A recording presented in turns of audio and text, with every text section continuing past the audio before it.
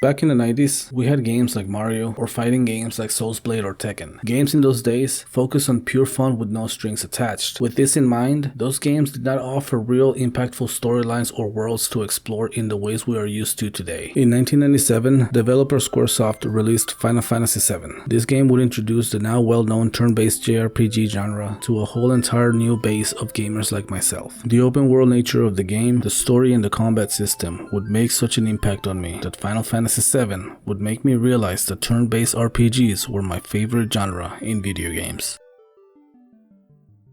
Shinra, a massive steampunk-like region controlled by a corporation by the same name, is siphoning the life force of the planet via these industrial reactors. The energy drawn by these reactors is called Mako. Our main character, Cloud, a mercenary for hire, is tasked with blowing up said reactors by Barrett and his gang. At first glance, the corporation is looking to better the lives of everyone involved, as the Mako energy provides a much higher quality of life for all residents and potentially everyone in the world. Or so their propaganda claims. As the story moves along, there are other more nefarious motives, as this is a corporation, and corporations always have ulterior motives. Without going too much into detail, the stakes become higher and the conflicts escalate. Sephiroth, being the main antagonist, will be the cause of many of the characters' misfortunes, and his plot to control the world along with his unexpected actions have made him the iconic antagonist that he is today. Though not a completely unique story, it all comes out of left field for me, as this was the first time that I had encountered such an intricate story in a game.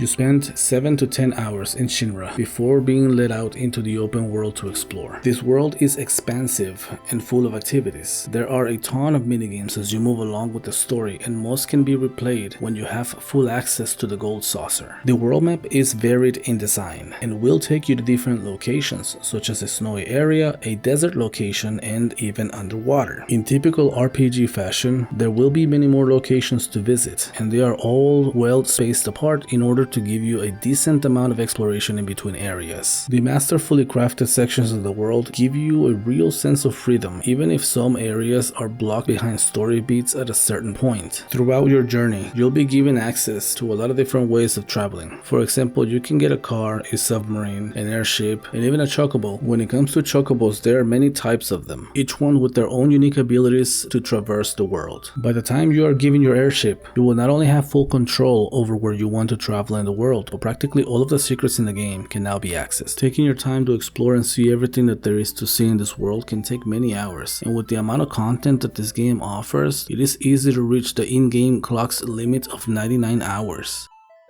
The game is pretty straightforward, however, it also contains a lot of depth. When you transition into a fight, the combat has you using basic attacks and special attacks. The special attacks are called limit breaks, this being much stronger than normal attacks, but can only be used when enough damage has been received in battle. You also have abilities, magics, and summons from the materia system, which happens to be arguably the main reason I enjoyed this game so much back in the day. Materia is created from Mako energy, the energy being gathered by Shinra. Materia is basically your magic system. You buy or find these orbs that contain powerful support or offensive magic, such as Cure to heal or Thunder to damage. Passive abilities like Steel will let you gather items from enemies in battle. Summons, which are basically monsters like Shiva or Ifrit that can cause massive elemental or some non-elemental damage to all enemies. The materia system adds a very cool level of strategy, even though some of the coolest moves can be game-breaking at times, especially when you get the hang of it and start using more intricate combinations. Take a look at Final Attack and Phoenix Materia in action. Equipping this to one or all party members is guaranteed to revive dead characters and deal massive damage to your enemies. Your equipment is what will allow you to equip your materia. Each piece of equipment has a specific amount of allocations for materia at your disposal. Pick and choose what you want to equip and where. The amount of freedom that you have to build your own character with any combination of materia will make you think outside of the box, as you will continue to experiment with materia combinations you never thought could work. The results of my own materia combinations gave me the sense of accomplishment that no other game has been able to replicate since.